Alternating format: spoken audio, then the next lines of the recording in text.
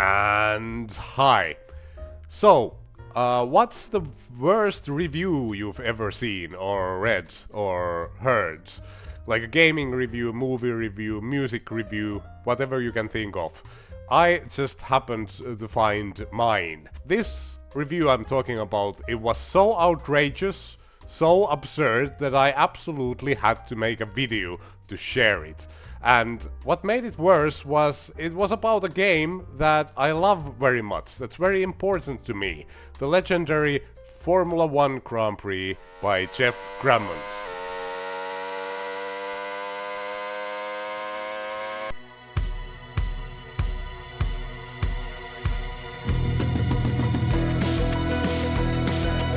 So, how was F1 Grand Prix reviewed back then when it was originally released?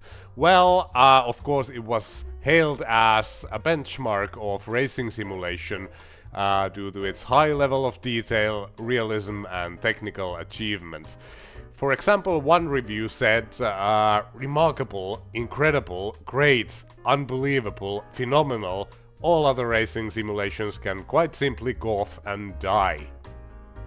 Both Amiga and PC versions got really good reviews. Amiga Computing gave it 93%, Amiga Format 92%, CU Amiga 95%, Zero gave it 93%, and of the PC version, Computer Gaming World said best simulation of the year, Compute Magazine said elusive wizard of racing simulations approach perfection.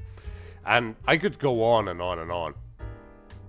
But just recently, I was reading some old reviews and I happened to stumble upon this one and it really made my blood boil.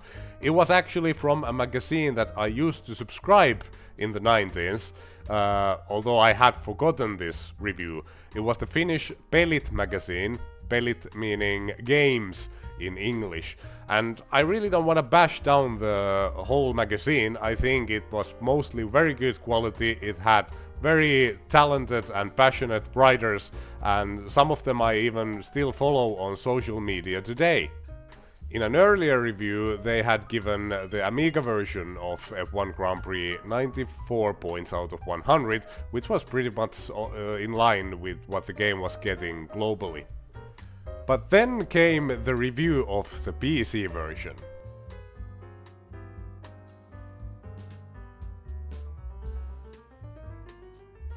And the review starts by complimenting the game on feeling very authentic, and the F1 season being well implemented with proper qualifying sessions and races. It says controls and graphics are good, but sounds not so much, which I kinda agree. But then, all of a sudden, we sink deep into the sea of absurdness. Sit down and listen to this. Formula 1 Grand Prix is a well-made racing game, but unfortunately its appeal fades before it really gets going. The game seems to interest 10-year-olds and younger players due to its easy playability and simplicity. In my opinion, Formula 1 Grand Prix would have been a much better game if it had chosen something other than strictly serious simulator approach. A bit of humor would have improved it immensely. For example, it would be fun to drive over flagmen and other riffraff loitering by the track, but instead of a satisfying splat, the darn flagmen turn ethereal just as you hit them. Creative route choices are also not allowed and you can't perform any special tricks with the gears. Proper crashes are also sorely missed. Since the game is made with vector graphics, why couldn't the cars go flying around and explode or do something else emotionally satisfying in a crash? As it is, just grinding around the track and waiting for an overtaking opportunity doesn't keep your interest for long. Like, what the... Okay, so let's break it down.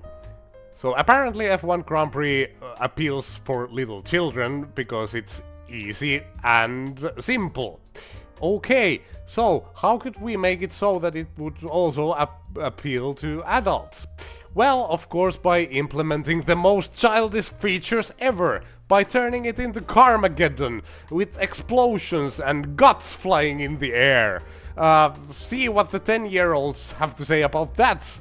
And no creative route choices allowed. Like, how dare they disallow things like this? I mean, who would want to drive around a boring racetrack over and over and over again?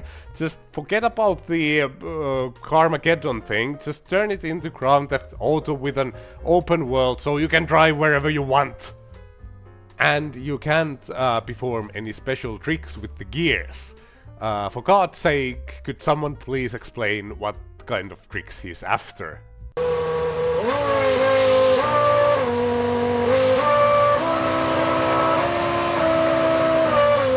In the end, he gives the game 84 points, which is actually not that bad, but it's just the absurdness of the review that I find absolutely hilarious. It's like, I don't like simulators, so they should have done a splatter game instead. I have to note that the part about the 10-year-olds liking the game is actually not from the printed magazine. Now, that part can be found from their website, from the archive, where they have all their past reviews, but in the printed magazine it was replaced with this sentence. I know that Grand Prix is considered the best racing game of all time, but if it doesn't grab me, it just doesn't grab me. Now, I wonder if he was encouraged to change that before the magazine went to print. So you tell me, what do you think about this review, and what's the worst review you've ever stumbled upon? However, what we should do now is to celebrate the awesomeness of F1 GP with a quick race, done with the biggest production value ever seen in an F1 GP video.